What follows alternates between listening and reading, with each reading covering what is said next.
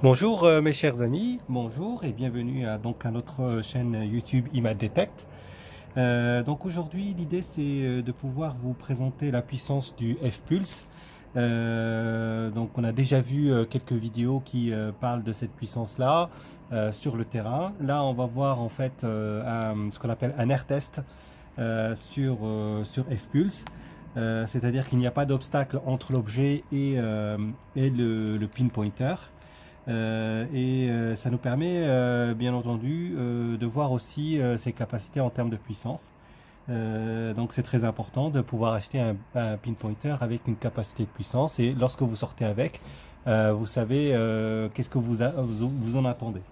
Donc pour ce faire, on va prendre en fait une pièce de 2 euros. Ah. Alors donc commençons le test avec la pièce de 2 euros. Donc on va allumer le pinpointer. Donc là, il est bien en puissance 3. Et donc, on va le poser. Donc, vous voyez là, il ne bipe pas. Donc, ça veut dire qu'il n'y a rien qui va le déranger pour faire le test. Et donc là, on va effectivement ramener la pièce de 2 euros. Et donc, on va la mettre à côté, ici, là, par exemple.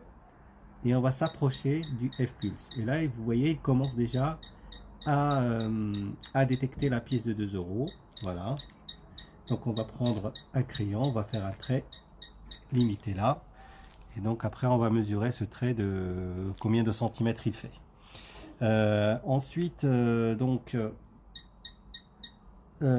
on constate aussi que en fait il y a une largeur sur laquelle il détecte. Donc c'est à dire que lorsque je me mets lorsque la pièce d'euro elle est face au pinpointer, il la détecte plus facilement que si elle était de profil. Donc voilà, on va la mettre maintenant de profil. Voilà, il va la détecter ici. Voilà. Là, elle est de profil. Et là, elle est de face. Voilà. Et ensuite, le détecteur, le pinpointer, il va avoir une amplitude de détection qui va à peu près. Donc là, je continue ici, voilà, d'ici, à peu près. Voilà, il détecte d'ici jusqu'à. Donc allez, on va faire plus précis ici. Voilà. Là, il la détecte jusqu'à ici. Hop. Voilà. Donc le détecteur, enfin le pinpointer, il est là. Voilà, on va l'éteindre. Donc il est là. Et en fait, il a un champ qui détecte à peu près d'ici jusqu'à là.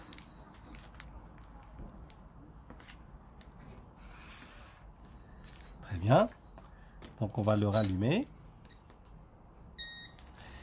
Donc on va mettre le pinpointer à sa place. Et est-ce que normalement il va le détecter? Voilà. Est-ce que si je me rapproche par là, voyez, il continue de détecter parce que je suis plus proche. Voilà, là. Là, il continue de détecter. J'ai un son. Là. Donc si je continue par là, il y a un son jusque là. Ok. Voilà. Je descends un peu. Je descends un peu. Là, il détecte plus. Voilà. Là. De là. Si je fais. Voilà. Là. Hop. Voilà. Là, je vais me rapprocher. Là, il détecte encore. Il y a un son ici, détecte. Et là, il détecte aussi. Voilà. Continuons. Il continue à détecter jusque là. Voilà. Hop.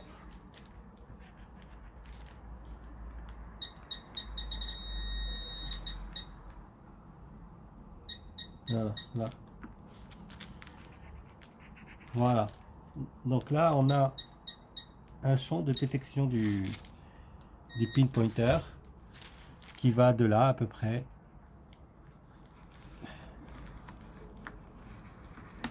Voilà, jusqu'à là en revenant. Voilà.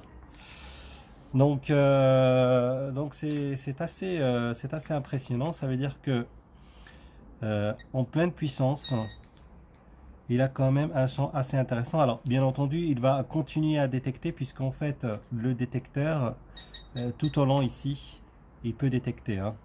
Donc là, vous voyez, il va détecter les, mais il faut se rapprocher un peu. Par là, comme ça.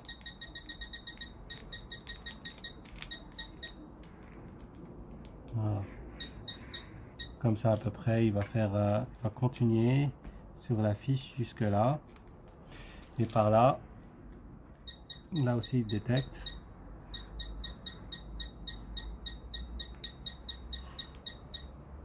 Jusque là. Voilà. Continue jusque là. Voilà. Le crayon n'a pas supporté. Voilà. Donc ça c'est le champ de détection en fait finalement du F-Pulse lorsque vous l'allumez. Alors on pourrait faire la même chose avec la puissance 1 pour voir la différence, de puissance. Mais bon, j'imagine qu'elle va être beaucoup plus faible et donc bon, c'est pas la peine de faire le test. Là, on va justement mesurer en centimètres les distances. Donc on va l'éteindre. Voilà.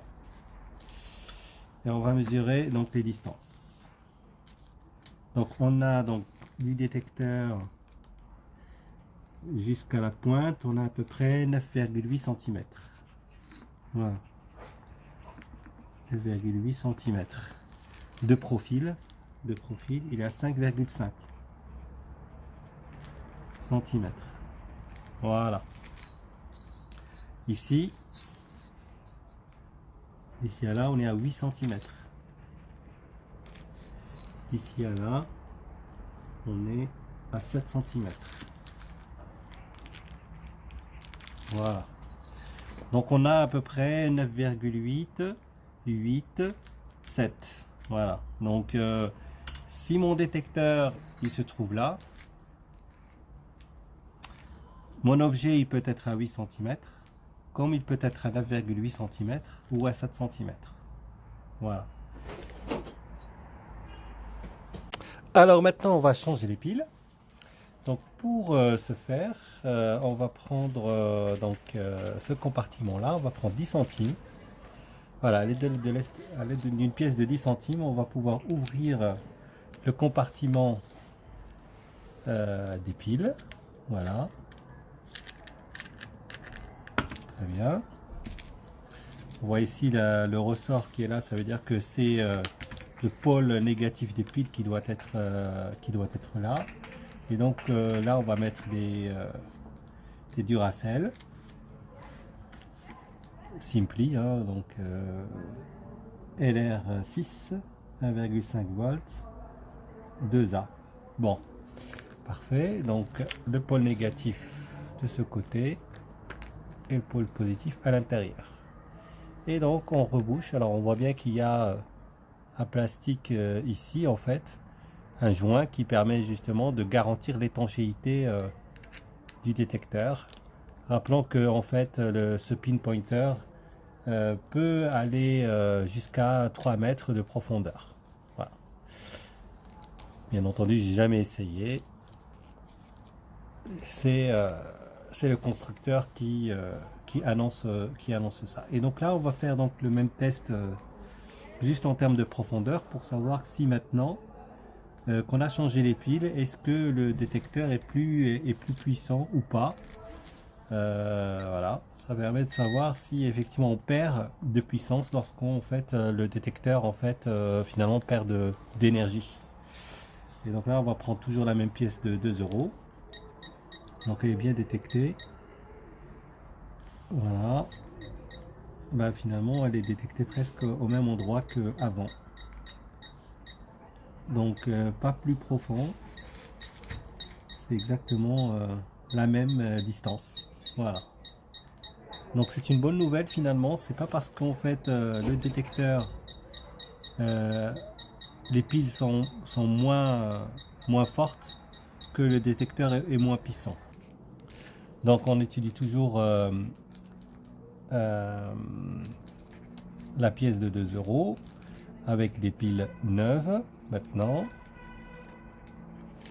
Alors on a vu tout à l'heure que les piles neuves, et qu'elles soient des piles neuves ou anciennes, on a finalement la même puissance de détection. Ça c'est super.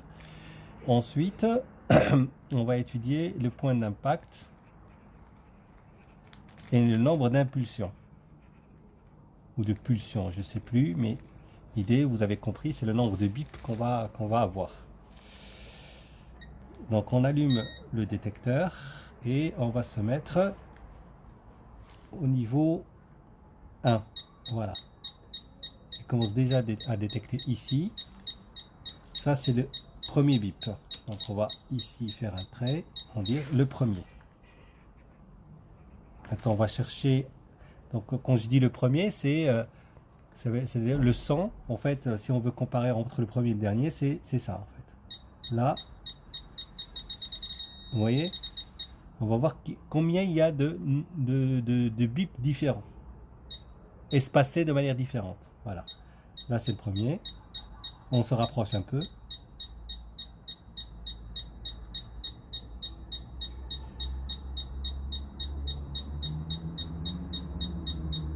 Là, il commence à être plus rapide. On va dire ça, c'est le deuxième. Ok, premier. Deuxième. Ah, là, il commence à être plus rapide. Troisième. Très bien. Premier. Deuxième. Troisième. Quatrième.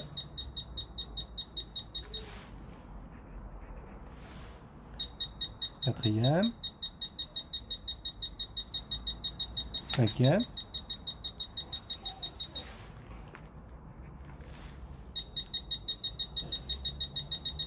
Sixième. Vous entendez, les bips deviennent de plus en plus rapidement. Hein. Sixième. Septième. On entend bien une différence entre le sixième et le septième. Premier, deuxième, troisième, quatrième, cinquième, sixième, septième, huitième, dixième, neuvième.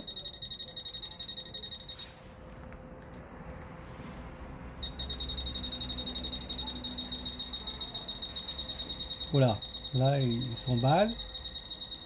Dixième.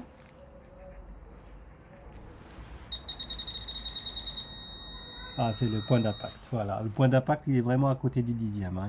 Il y a rien qui les sépare. Donc voilà. Donc il y a quand même à peu près 10 différents bips qui existent avec le F-Pulse. Donc c'est quand même énorme. Ça permet de savoir effectivement, là il faut avoir l'oreille pour pouvoir différencier à quel niveau se situe finalement votre cible lorsque vous allez détecter. Et alors ce qu'on constate surtout, c'est que le point de contact, il est là. Il est à ce niveau-là. On va dire le point de contact, il est là. Ok? Mais il n'est pas que là, puisque il peut être aussi là. Alors, il peut être aussi là. Là, je dirais même. Là. là, là, là, voilà. Donc on a un schéma, un graphique des points de contact. Ici, on continue de l'autre côté. Là.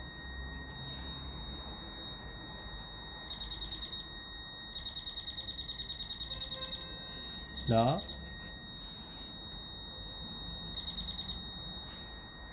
Là. Là. Là. Là.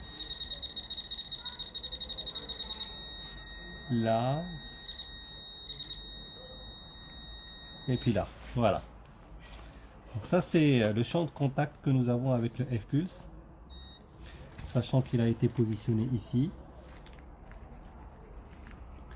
Donc c'est-à-dire qu'en fait le F-Pulse, à cette distance-là, eh bien, en fait finalement il ne sait pas où se trouve l'objet. Il peut se trouver dans toute cette surface-là. À vous de creuser au bon endroit pour savoir si l'objet il est là ou s'il est là.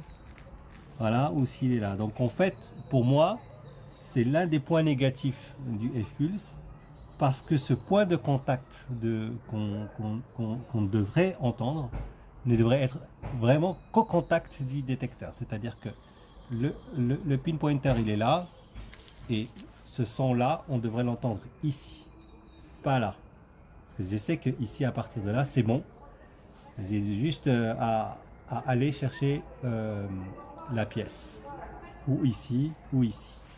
Mais en fait finalement lorsque le point de contact il est aussi loin, bah finalement je ne sais plus, est-ce que je dois creuser à droite, à gauche ou devant par exemple.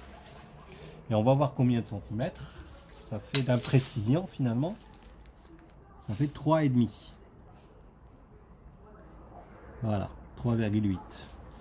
Ici, 3,8. Et ça peut aller jusqu'à ici.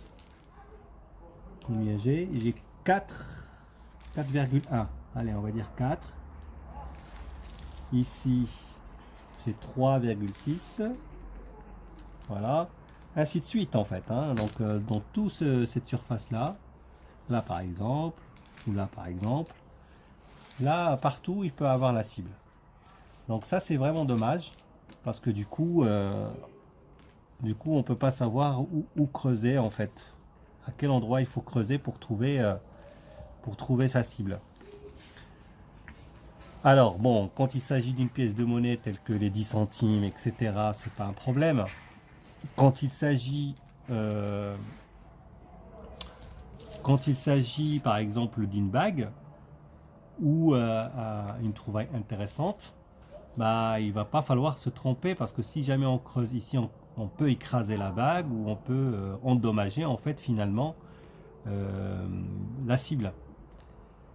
Alors que si on était au contact, eh ben on sait qu'on n'a plus besoin de creuser, ou on sait exactement comment il faut creuser.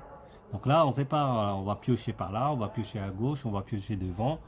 Voilà, et puis peut-être on va avoir marre de piocher et puis finalement rentrer dedans.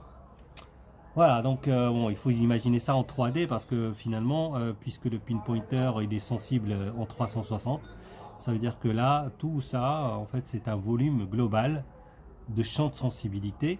Donc là, on est sur une surface 2D, puisqu'on a la longueur et la largeur. Mais il faut imaginer aussi la hauteur, parce qu'il faut peut-être aussi creuser de l'autre côté. Voilà. Je ne sais pas si je me comprends, mais voilà, c'est exactement ça. Voilà, donc j'espère que cette vidéo vous a plu. C'est une façon de faire une réalisation de test du détecteur F-Pulse. J'espère qu'elle vous a plu. Laissez-moi un commentaire pour que l'on puisse aussi échanger sur le test. Et si vous avez besoin d'autres tests, je suis d'accord pour pouvoir les faire. À très bientôt, au revoir.